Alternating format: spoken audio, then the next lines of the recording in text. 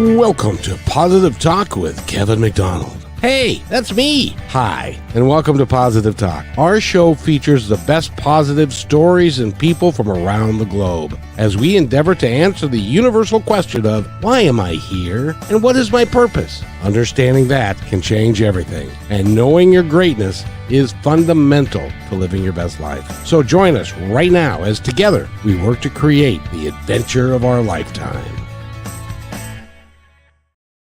I got to tell you, today's going to be a very special show. I'm really looking forward to talking with this gentleman and talking about what he's about and all the things that he does in his life. And basically, he's a hypnotherapist. Well, not basically. That's a lot of what he does. And he does all kinds of things. If you want to quit smoking, if you want to lose weight, if you want to do all the things that hypnotherapy does. But Craig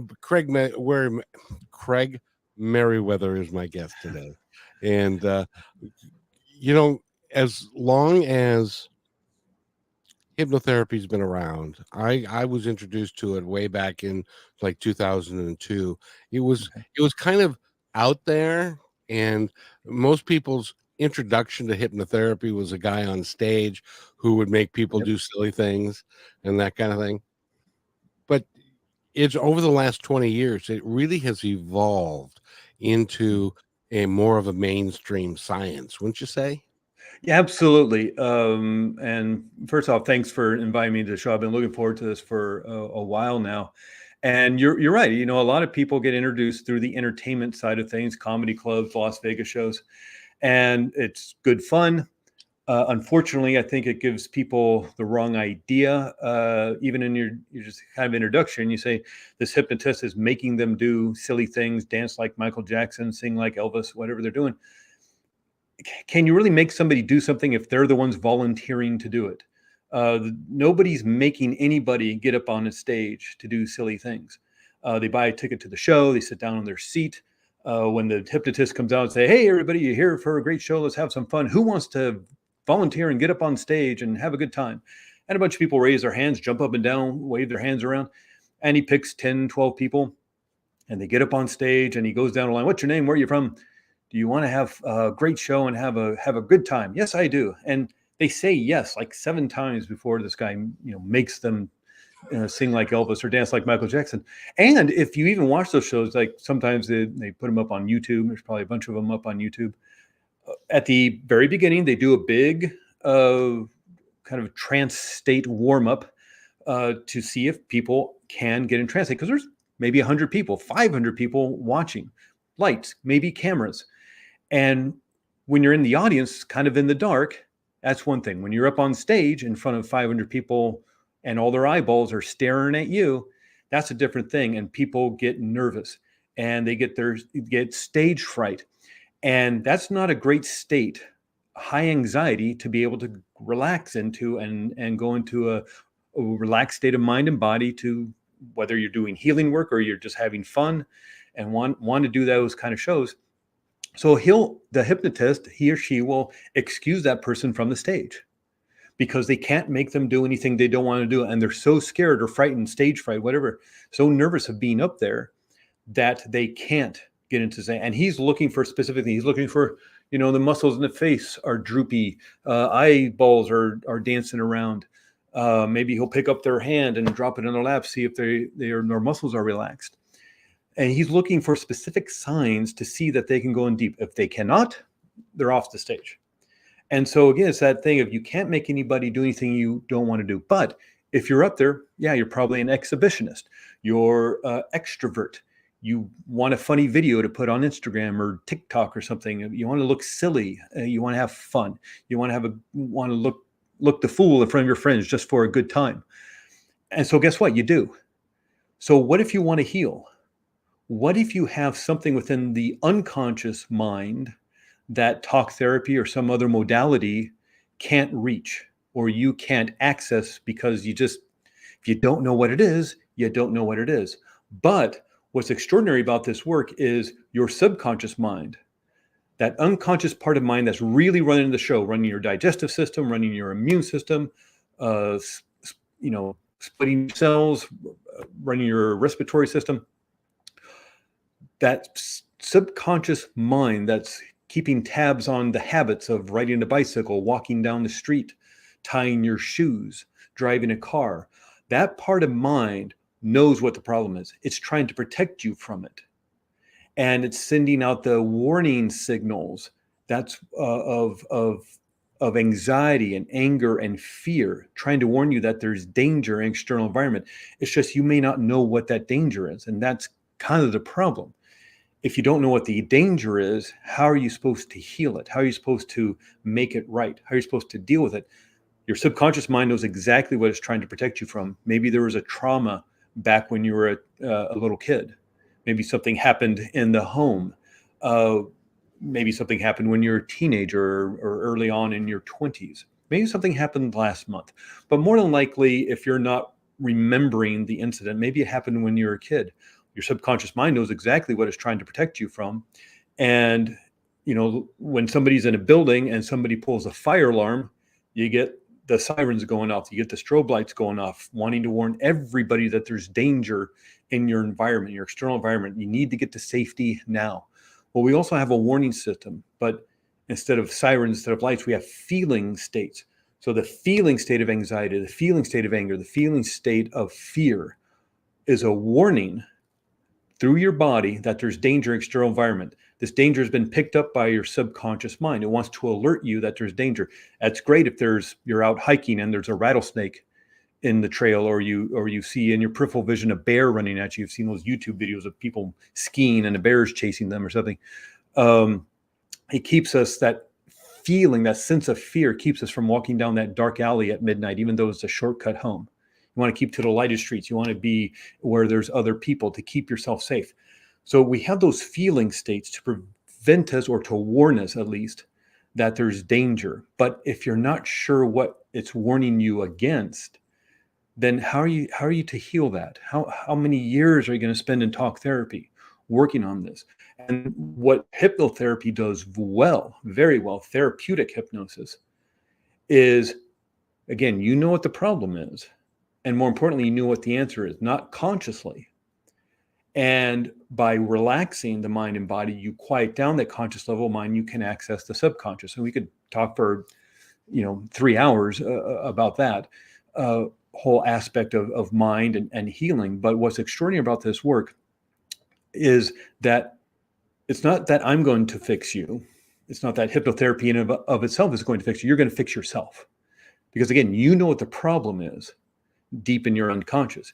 But more importantly, you know what to do about it. You know how to heal it. And that's why this work doesn't take, 80, 90, 100 sessions over 2 years talking about trying to get to the root issue. You know what the root issue is. Your subconscious has been trying to protect you from ever experiencing that hurt and pain for maybe decades.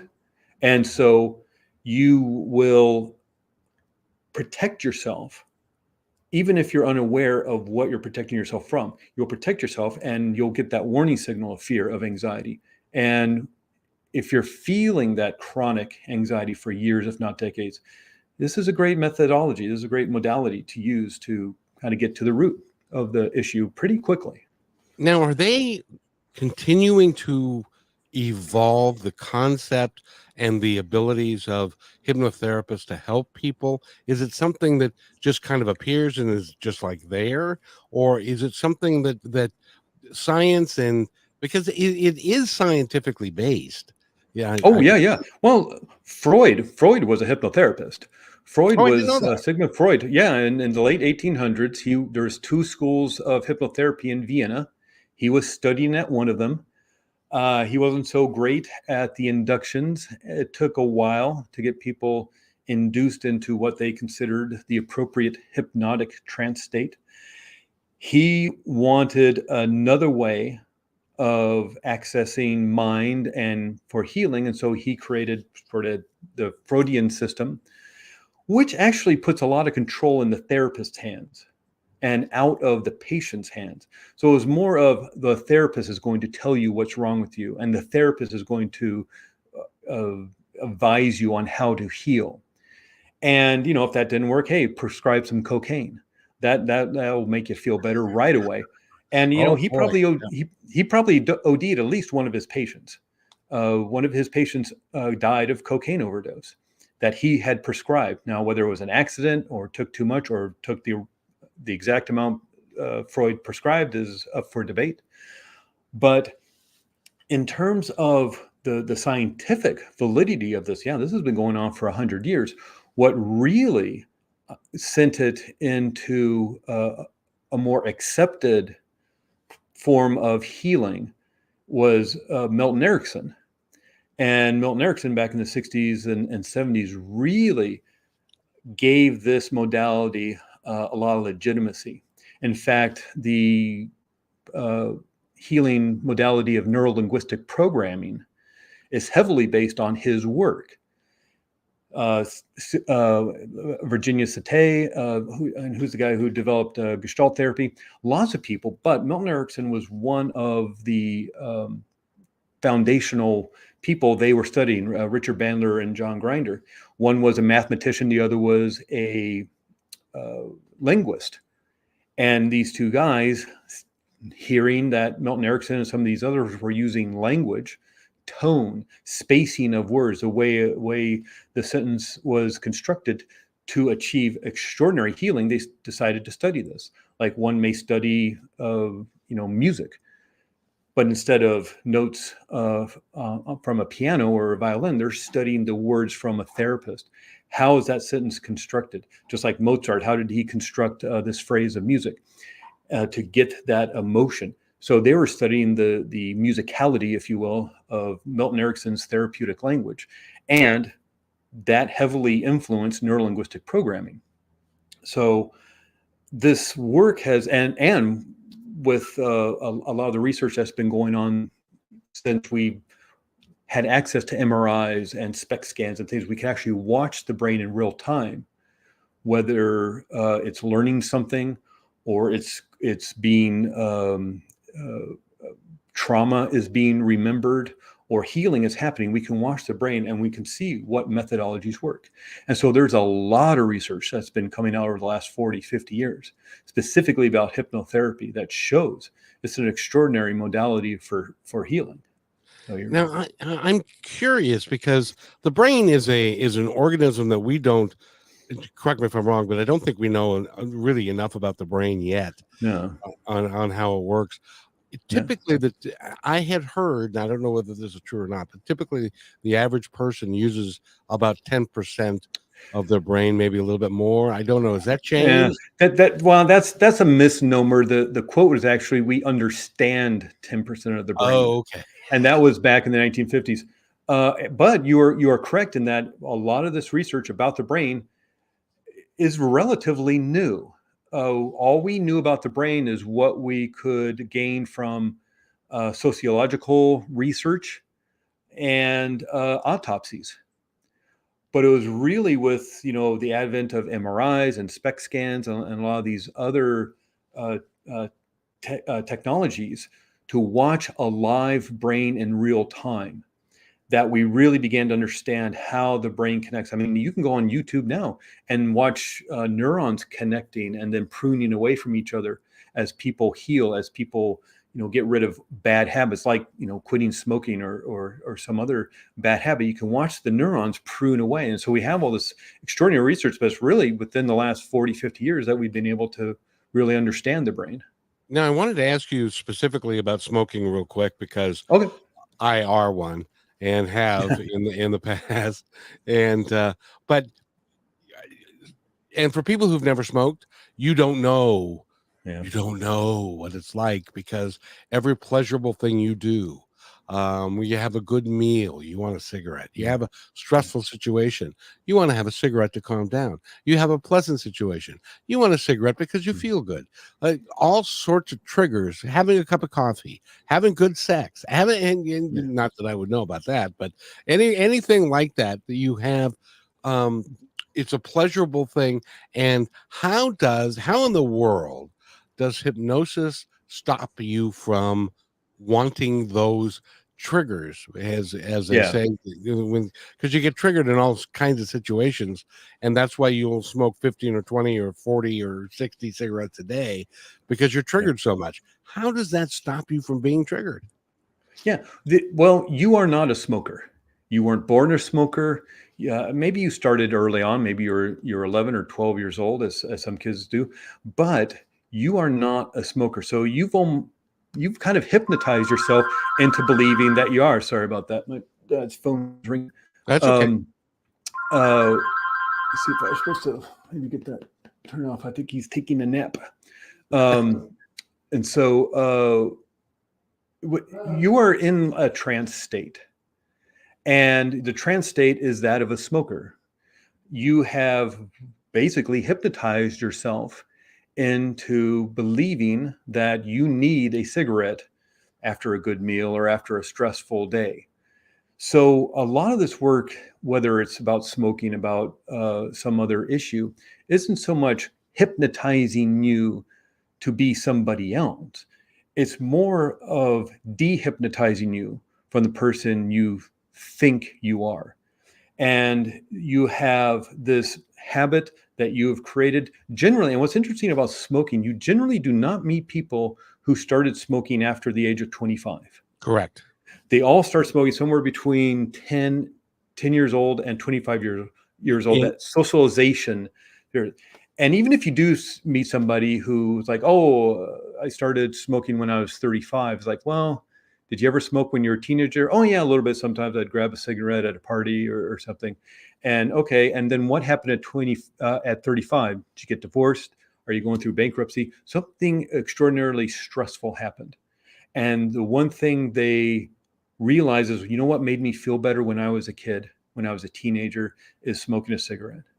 And so it, again, moves them back into a trance state. We're all in some sort of trance state. Right now, I'm in a trance state of being a hypnotherapist, being interviewed on the show.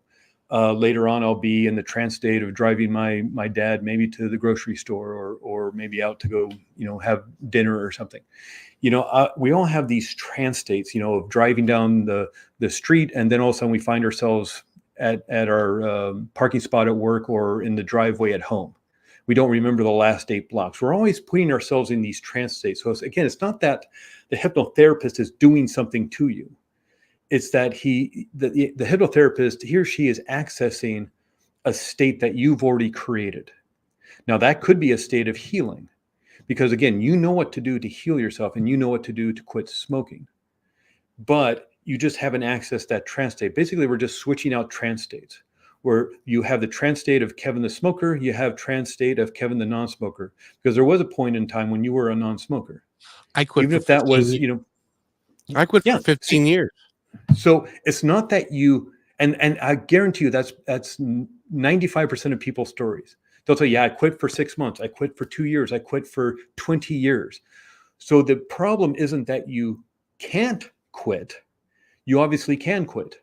You've done it before. You've proven to yourself that you can quit. Yes. So it's not that you can quit. The real issue is, why did you start again?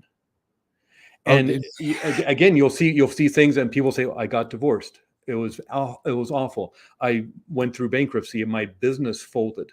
I had to shut it down and lay off a bunch of people who are really good people.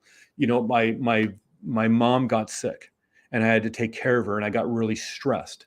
And so you'll always, not always, I shouldn't say that, but you'll often find that people have quit, again, whether it's 2 weeks or 2 months or 2 years or 20 years, you'll find that I quit for a while, but then I started again. So can you help me quit smoking? Again, it's like, the problem doesn't seem to be quitting. You can quit. The problem seems to be what is causing the issue that you started up again. And so maybe it's really about the stress. It's about the anxiety of life that is having you look for a way to feel better. You just want to feel better. And you remember, when I was 16, I was hanging out with my friends and we go to a party or we'll hang out after school. And I felt like I was a part of something, even if it's just my friends, felt like I was a part of something. And that cigarette or maybe that drink reminds me of that.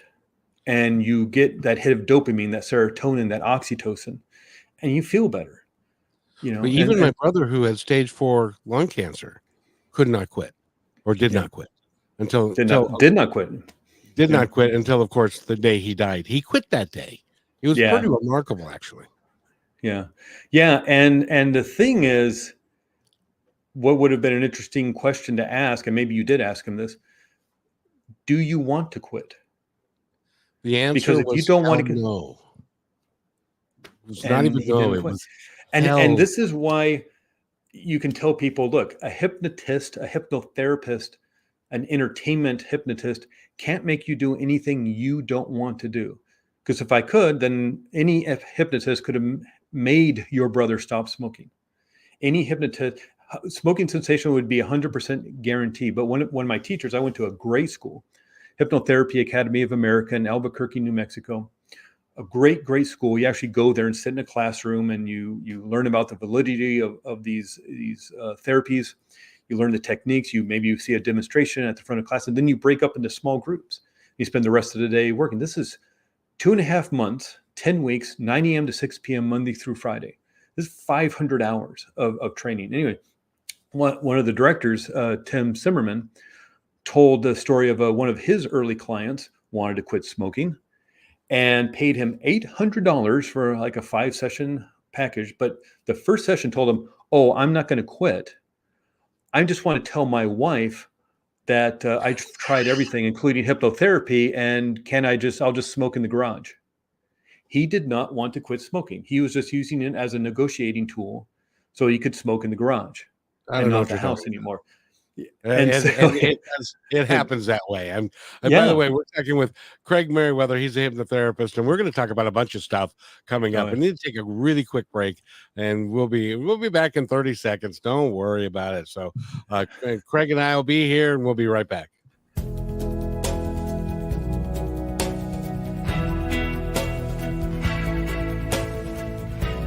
They have your eyes. They have your ears. They have your smile. Now all they need is a little more of your time. Make a difference in your child's life, because anyone can be a father. It takes time to be a dad.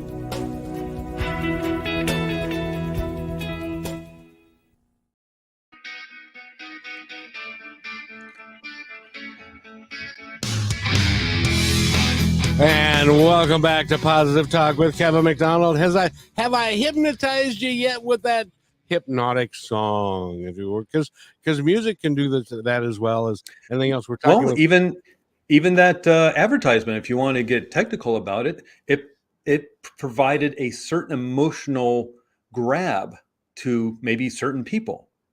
That, yeah, I can be a father, but what does it really take to be a dad?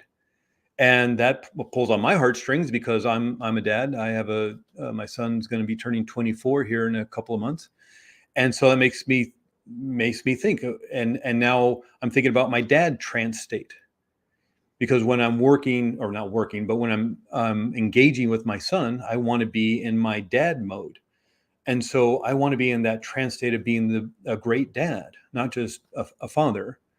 And so, yeah, whether it's music that makes you feel something or gets you energized, um, or just using some form of visualization exercises to increase your skills at something. I guarantee you, every single Olympic athlete, probably every professional athlete, is using some sort of visualization exercises, maybe even to exciting, energetic music like you were just playing, because it gets you into a different state emotionally, different state mentally. So you're going to perform better.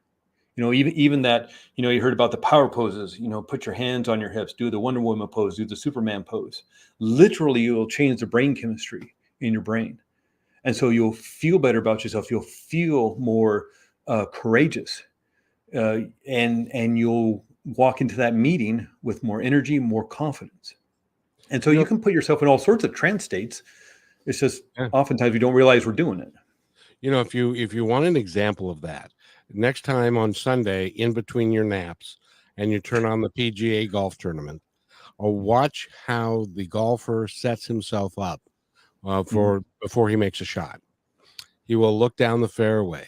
He will picture himself making the perfect shot. He'll picture himself doing everything that he needs to do to make that happen, because he's visualizing success before it actually even happens. And that's been a long, tried and true way of a professional golfer getting to that next level, is visualizing success. Yeah, and there's no, people may argue with me about this, but there's no more mental game than golf in terms of athletics, and maybe chess, but in terms of the athletics of a sport, there may be no more mental game than golf. There isn't. Because, look at what happened to Tiger Woods, and this was, probably 20 years ago now at this point, but he didn't all of a sudden forget how to swing a golf club or to putt. He was having some extraordinary problems in his family life, and he lost the mental game for a really long time. And one of the greatest golfers in the world just drove it off the cliff because of what was going on in his personal life and his emotional life, and he lost the mental game. And again, and now there's injuries and getting older and things like that. But back in the day, he didn't have any injuries. He didn't all of a sudden forget how to swing a golf club, but he lost the emotional edge. He lost the mental edge, and his game went to hell. He went from the number one ranked player in the world to the 200th in like a season. Well, now to highlight that, there was a golfer that my dad was good friends with. His name was Don Bees, and this goes back a ways. And he told my dad that the difference between him making an additional $250,000 a year was one stroke around. So one swing of the club around. So put yourself into that position where if you have a job and you make one mistake and you can lose that kind of money. That's the kind of pressure these guys are under, which is why you're right. It is a mental game. The physical thing, they get that solved pretty quickly, but it's a mental game, and that separates the great ones from the not so great ones. Yeah. Well, one of the greatest stories I ever heard about putting yourself in the zone, a lot of people probably remember Dennis Rodman, the great basketball player from the 90s.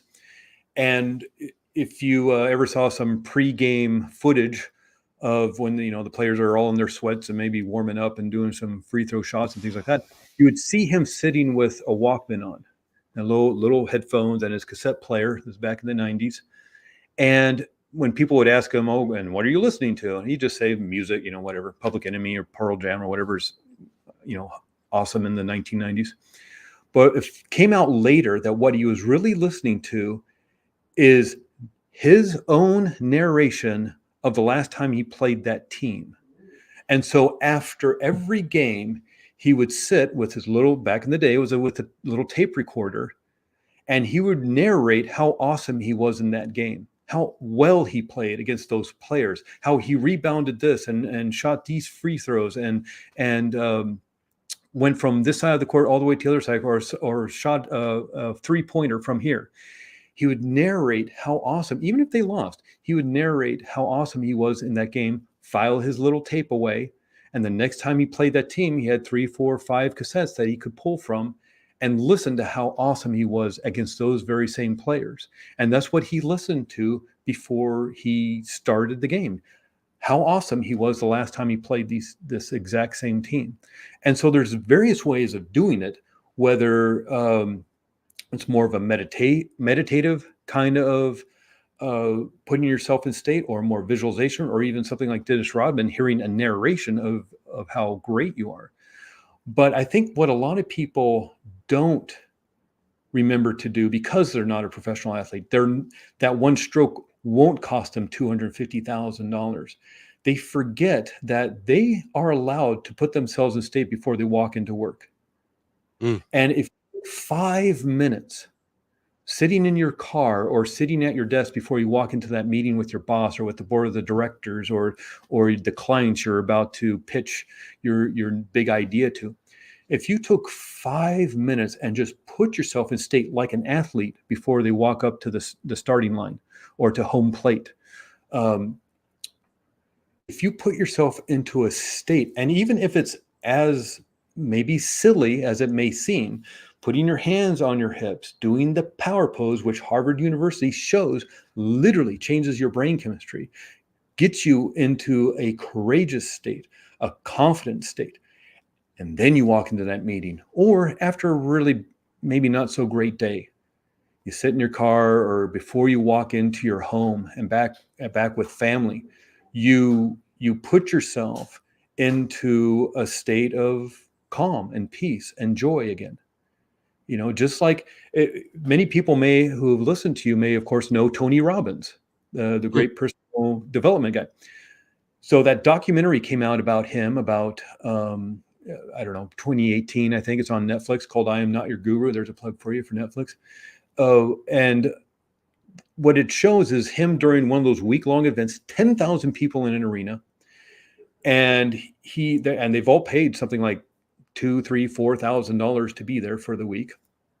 And it shows him during this week-long event, shows him backstage doing what he does with the event staff and people who are running the small groups, and his producer, and where are they going next year. And he's talking to his kids on the phone and his wife. But it also shows him right before he walks out onto stage. And right before he walks on stage, he puts himself in state. And it shows him, he spins around and punches his hands in the air, and he walks out to the exciting, energetic music, and he becomes the Tony Robbins. He puts himself into the Tony Robbins trance state, because nobody wants to see the guy who's like talking to his wife or is talking with an accountant about the tax breaks they're going to get by doing this, that, or the other thing. They want to see the Tony Robbins. And so he puts himself into the trance state, if you will, of Tony Robbins. This guy's been doing it for 40 years. He started in the early 1980s. That book of his that came to Awaken the Giant Within, that came out in the late 80s, early 1990s. He's been doing this work for 40 years, and yet he still takes 2-3 minutes before he walks out onto a stage and puts himself in state. You see him during his morning. He's doing the work. He's doing the cold plunge. He's doing the jumping on a little trampoline to awaken his adrenal glands. He's doing his meditation work, the thing that he feels he needs to do to get himself into his best state. The man's still doing the work after 40 years. The Dalai Lama still meditates every day. The man's 89 years old. Oh, yeah. So when you look at these masters, whether it's Yo-Yo Ma playing the cello or extraordinary athlete, you may remember, and a lot of your listeners and watchers may remember Jack LaLanne, the great and his dog Storm. And he would do these great feats of strength. On his birthday, he would swim a lake and pull rowboats with people filled with him and all this stuff. The man was working out the day before he died at the age of 96. And so when you look at these masters, whether it's Dennis Rodman, whether it's Tony Robbins, whether it's anybody, Yo-Yo Ma playing the cello, the Dalai Lama, and his spiritual growth, they're all still practicing. There's a relentlessness to this work, and putting yourself into the trance state of walking into work, being the person you need to be, putting yourself in the trance state of being like that commercial, being a dad, not just being a father and providing for the bills and all that. But what about being a dad? That requires a certain trance state to be in. And so what if you took a few minutes before you walked in the door after a hard day's at work, or a bad commute, or whatever's going on, or bad news about your elderly parents, or the call from school and your kid got in trouble?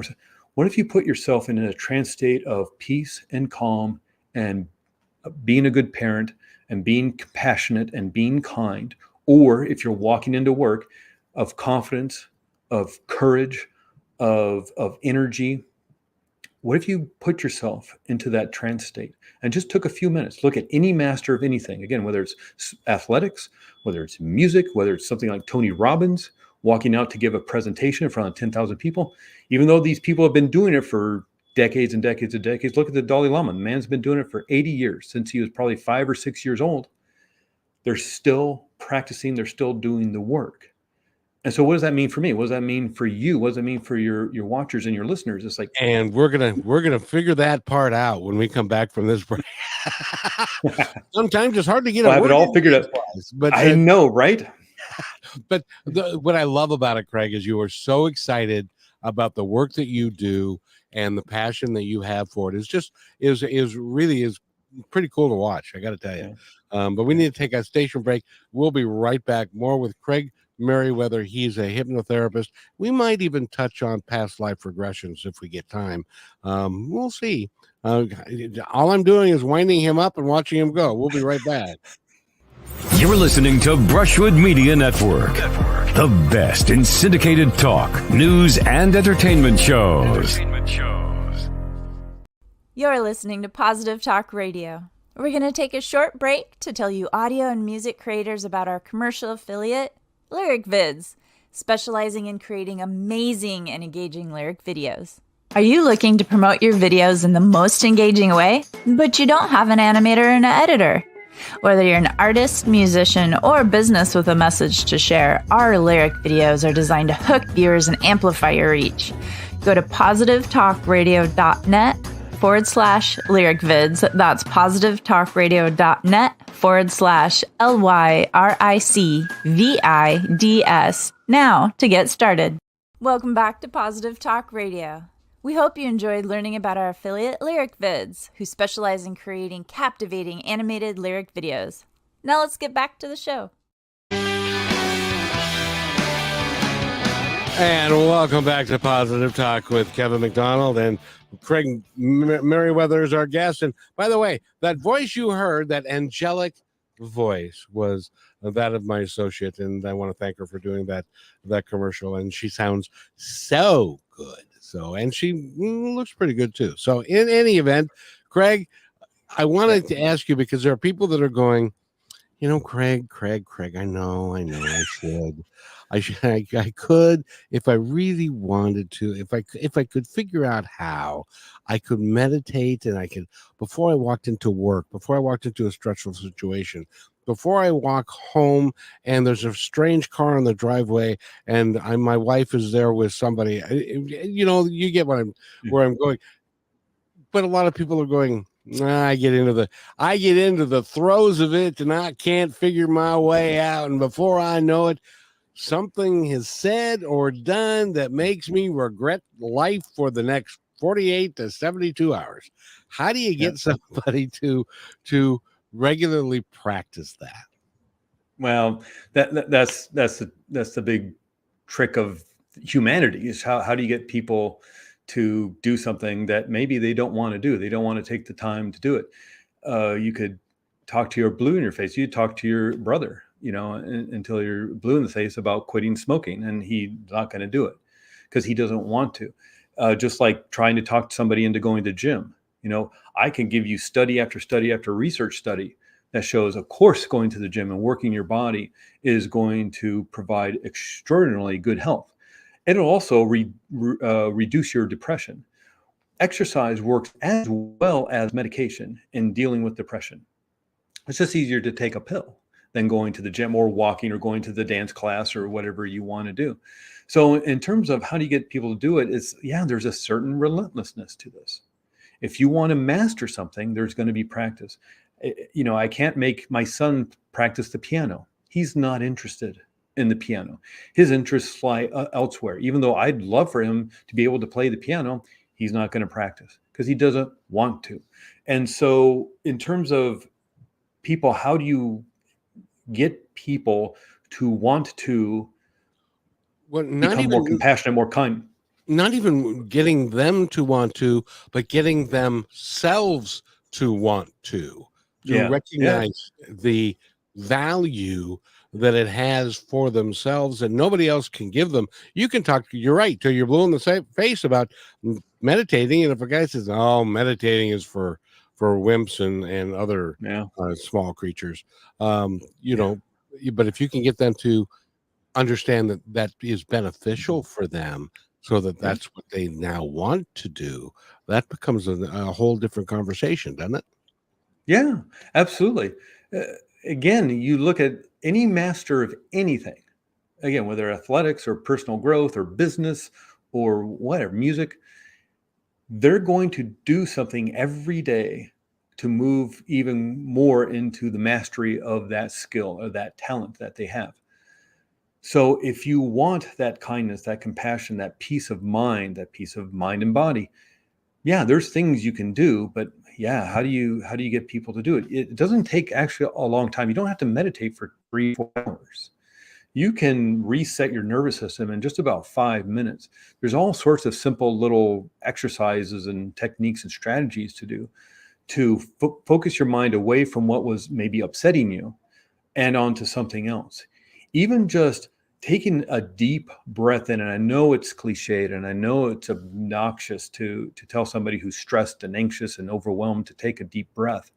That is literally what you can do to reset your nervous system. Take a deep breath into the bottom of your lungs, one of those big belly breaths.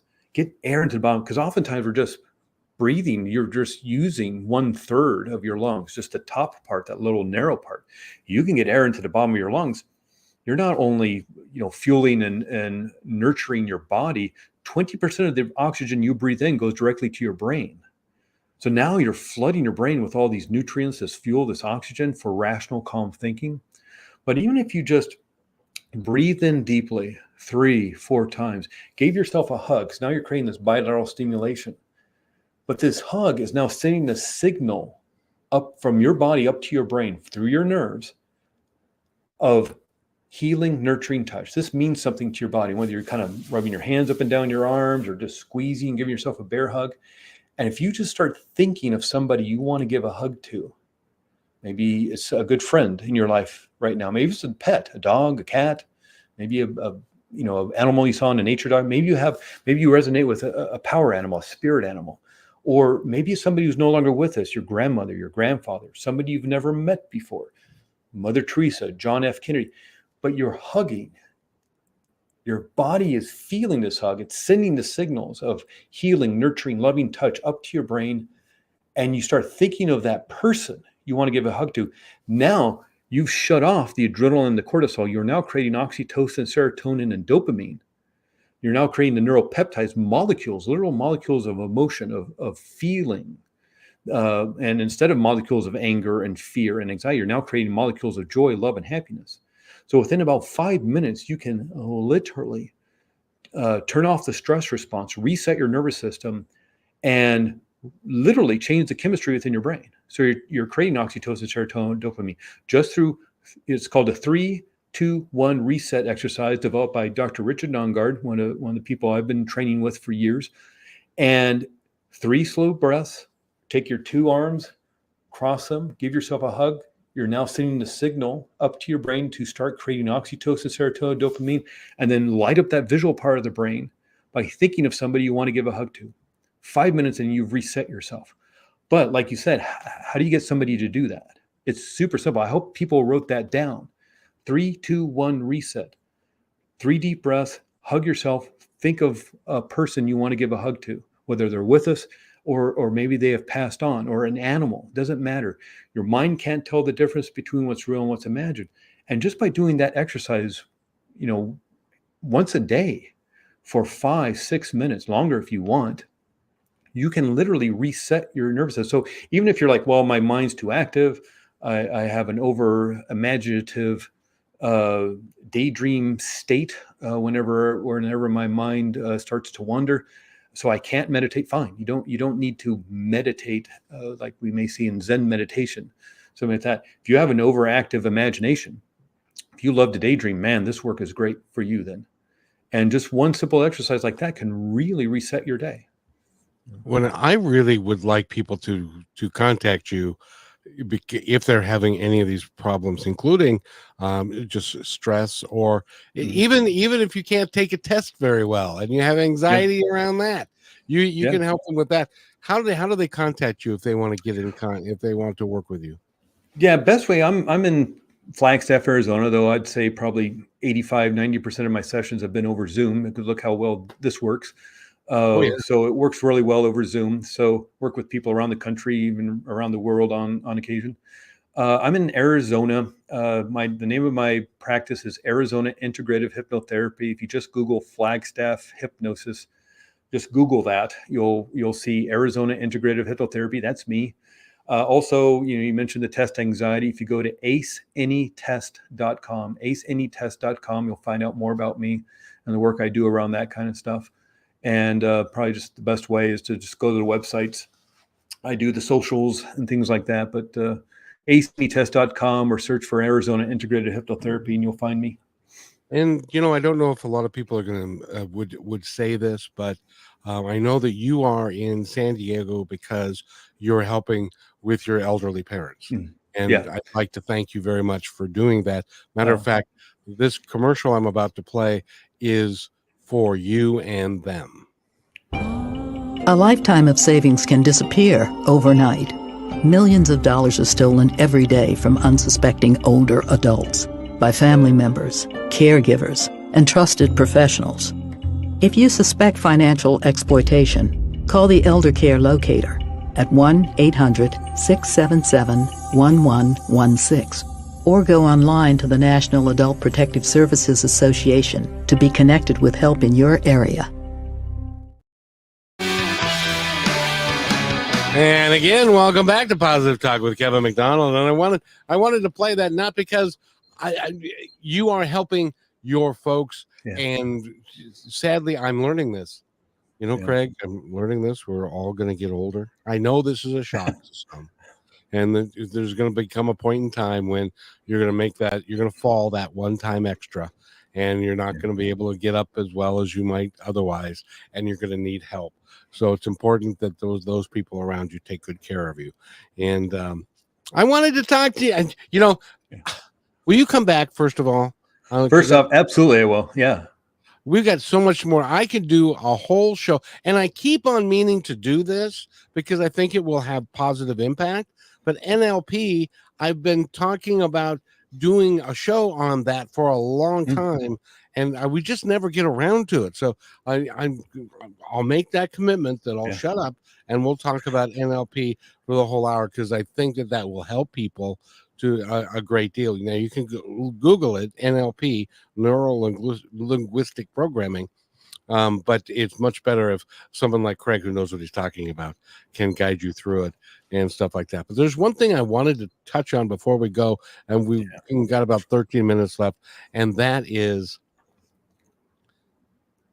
okay, there are people that will tell you that past life regression is a figment of our imagination, that it is our brain going off in some sort of a tangent that is not there. And then when they hear about people who are in a past life regression and are speaking a different language, or they can verify that the person that they are talking about actually existed where they said they were and did what they said they did, and then they go, well, I don't know, we don't know anything.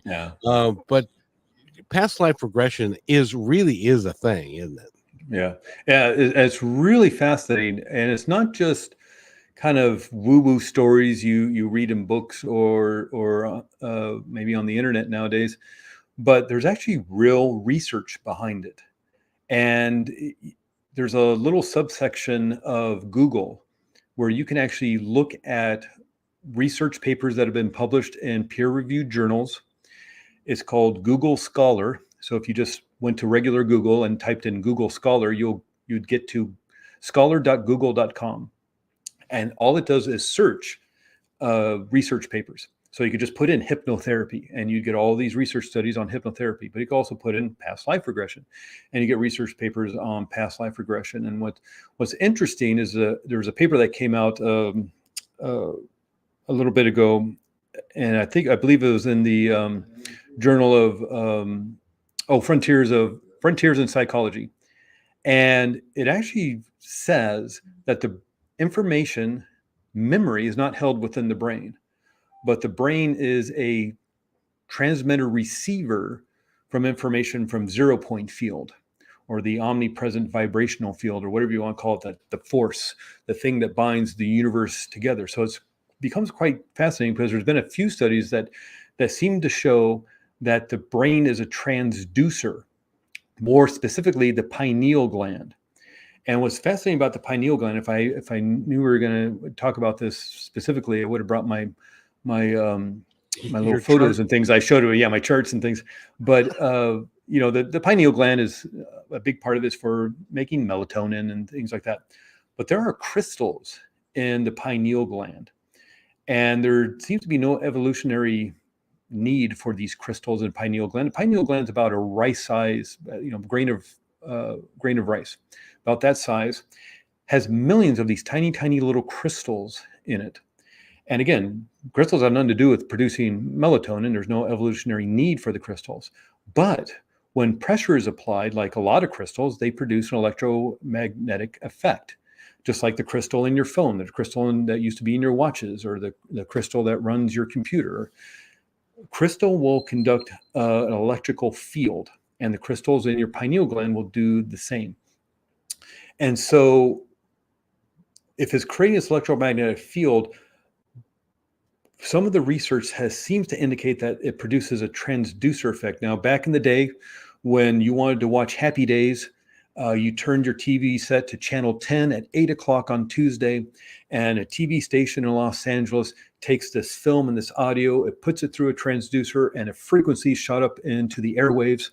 And you're sitting in your home, wherever in the world, and you turn your TV set on at 8 o'clock to channel 10, and your antennas pull in that signal because they're vibrating a little bit, microscopically vibrating, to pull in that frequency into your television set, and your television set puts that signal, that frequency, through its transducer, and now you have image and sound again. That seems to be what your pineal gland is doing, according to research. It's a transducer pulling information in through the airwaves, if you will, 0-point field, the thing that binds all the universe together, the actual energetic center of an atom, 0-point field, this energy source, seems to be holding on to all the information of the world. And you pull in this information by focusing your mind on a specific issue you may want to take care of. Maybe you need to heal the anger in your life or the pain. I've worked with people with past life regression, and a few days later they email me and says, that hip pain I've been struggling with for a decade is now gone. And I was like, what hip pain? You didn't tell me about any hip pain. But in the course of the work we did together, they spent some time on their own without even informing me that they healed this hip pain from some past life regression. They literally physically healed themselves from literal pain that no doctor could diagnose or find any reason for them having it. And so it's really quite extraordinary what the human can do. There's a lot of healing that can happen in this work. There's a lot of insight and discovery that can happen. I know a lot of people will go, well, it's just people wanting to tell everybody they're Napoleon or Cleopatra. I have never, ever, in the hundreds I have done with people, never run into anybody who said they were George Washington or Cleopatra or Napoleon or anything like that. They're usually just people who have encountered hurt and pain and need it to heal. And yeah, there's this possibility that this is a metaphor the subconscious mind is creating to find healing within this life. But we had discussed before we got on the show started about the work of Michael Newton. Yeah. And he's an extraordinary individual that you even interviewed some time ago. Yep. A couple of great books I highly recommend to people, Journey of Souls and Destiny of Souls. And it's research that Michael Newton, I know we're running up against time here, but really quickly, Michael Newton back in something like 1969, he's a psychotherapist, accidentally regressed somebody back into the soul realm, the spirit world, what he called life between lives. Seeing if he could do it again, he just started working with people and created a protocol to get people back into the state of spirit, back in the state of soul, the life between lives, before they incarnate here on earth.